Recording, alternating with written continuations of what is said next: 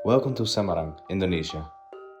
A once prosperous city that now has its struggles. The power of sports sent me to meet with their project leader and historicus, Jogi Fajri, in the old town to find out what caused the city to be in the state it is in today.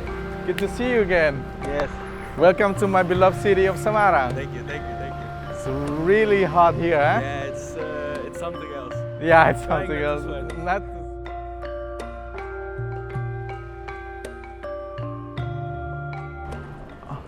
Okay, Etienne, so now we are in the old town of Semarang.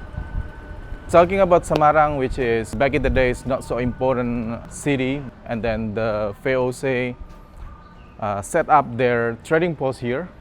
Yeah, well, trading post, but with the guns on it. Not really a trading post.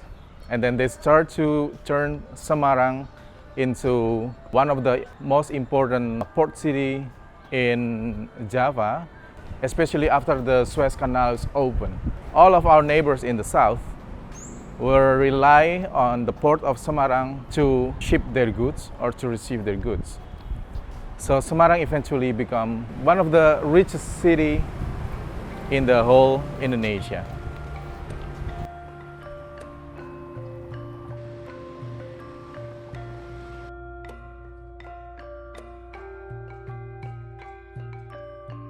So this Semarang River or Kali Semarang is the major artery of Semarang back in the days. So all of the traders will come and go through this river. So this is where the Dutch built their first trading post and later on become the settlement. As you can see in this building, it's sinking now, and Semarang is more and more vulnerable for the flood problems. And that's what affected the North Semarang, also the old town of Semarang, and now it starts declining. Now it's even filled with poverty. Further away from the old town, we're visiting an area where the consequences have been notorious. North Semarang, one of the neighborhoods that have suffered the most from the sinking problem. A local resident, Imam Suroso, invited us to his house so we could see it for ourselves. Ya, dulunya kan ini kan rawa-rawa ya, rawa-rawa terus ya dulu disekat-sekat untuk warga gitu. Akhirnya titik nol jalan sampai pondasi itu 2 meter. Ini lantai 2 lah. Nah, jadi pagar yang 2 meter itu sudah tertutup dari sama jalan. Pokoknya setiap tahun itu mungkin ada penurunan tanah itu sekitar 5 cm, tapi dari pemerintah juga mengadakan dana. Terus ada kenaikan jalan-jalan, setiap kenaikan itu sekitar 40 cm. Jadi kadang-kadang 3 tahun, berapa tahun gitu ada. Makanya sampai ini lantai kedua aja habis. Lantai 2 ini habis. Di luar ini sudah tenggelamnya sudah hampir ada 4 meteran Mas ini Mas. Yang ini, yang bawah ini. Tahun 80-an. 80-an kan sini masih rawa semua ini. Masih rawa semua. Ini tempat gentengnya ini, genteng paling atas sendiri nih. Ini, genteng paling atas sendiri sini. Oh ya, nama saya asli ya Imam Suroso. Kelahiran saya dari asli Klaten.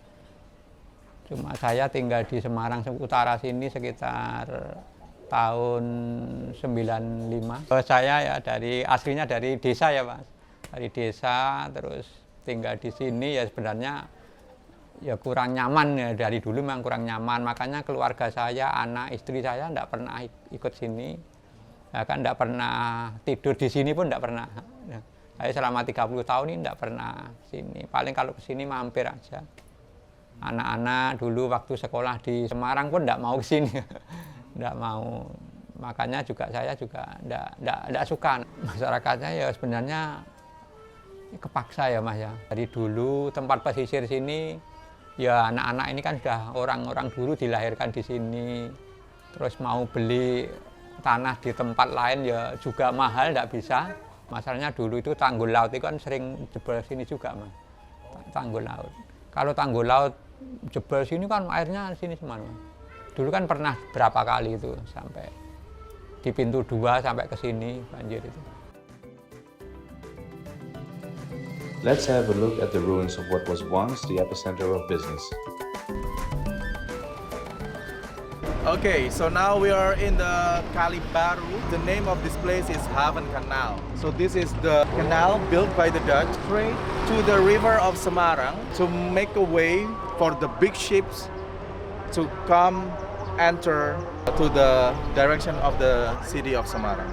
If we were here, like in the early of 20th century, it will be really busy. But now, as you can see, all of the activity is gone because all of the harbor were completely destroyed by the land subsidence.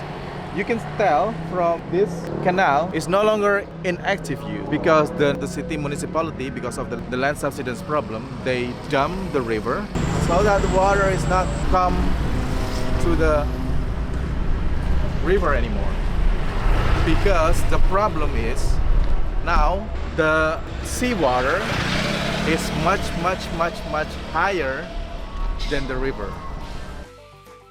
Our last destination lays higher up the hills, where Ahmad Amri, an ex-professional boxer who faced a lot of adversity, opened his own boxing school. Perkenalkan, nama saya Ahmad Amri. Saya sini sebagai pelatih dan saya usia 38 tahun. Sebelum jadi atlet, saya asli daerah Kuningan. Kuningan itu daerah Semarang Utara dengan latar lingkungan yang orang-orang nakal. Saya lihat ada tetangga yang jadi petinju hebat, sering masuk televisi. Saya akhirnya ikut berlatih dan bisa sampai keliling-keliling ke daerah-daerah, sampai ke luar negeri. Itu ketemu sama presiden itu saya 2009 Mas, pas mau berangkat ke SEA Games Laos. SEA Games Laos. Mewakili Indonesia, ya. Ya, nomor 1 ingin merubah nasib Mas. Merubah nasib, ngurangi di kampung situ kan, daerah situ kan terkenal orang-orang yang nakal. Saya mulai ikut bertinju dan keluar dari situ biar tidak ada tidak terpengaruh dengan lokasi situ lagi lah Mas. Jadi menghindar dari daerah situ. Kembali lagi ke anaknya Mas. Kalau anaknya dari orangnya itu ada kemauan, pasti bisa Mas. Saya sebelum jadi atlet tuh, saya bingung Mas, mau ngapain bingung. Nggak kerja, sekolah sempat putus. Ya ikut bantu-bantu, orang sana kan banyak rata-rata jualan sate. Saya bantu, sempat jadi jualan sate juga bantu Mas. Di pertengahan jalan tuh, saya ada inisiatif untuk latihan tinju. Nah, langsung saya ikut daftar di Sasana dulu, namanya Bang Buana Mas. Beda kalau di sini yang mampu bayar boleh, yang tidak mampu tidak masalah, datang aja untuk berlatih, bebas ini Mas. Untuk siapapun, kalangan siapapun, kalau memang kepingin latihan niat dengan tidak bisa bayar iuran, tidak masalah, bebas. Anak-anak Semarang Utara kalau ingin merubah nasibnya, ya tekunilah olahraga yang kalian senangi, hindari hal-hal yang negatif-negatif, kumpuli orang-orang yang orang-orang yang positif-positif lah Mas. Ya, orang-orang yang baik, jangan sampai terpengaruh orang-orang yang suka berantem, minum-minuman keras, sampai narkoba gitu, dihindari. Saya berhenti Mas, selama saya masih mampu, masih sehat gini ya, tetap saya akan memberikan menularkan ilmu-ilmu buat adik-adik Mas, sampai selamanya lah Mas.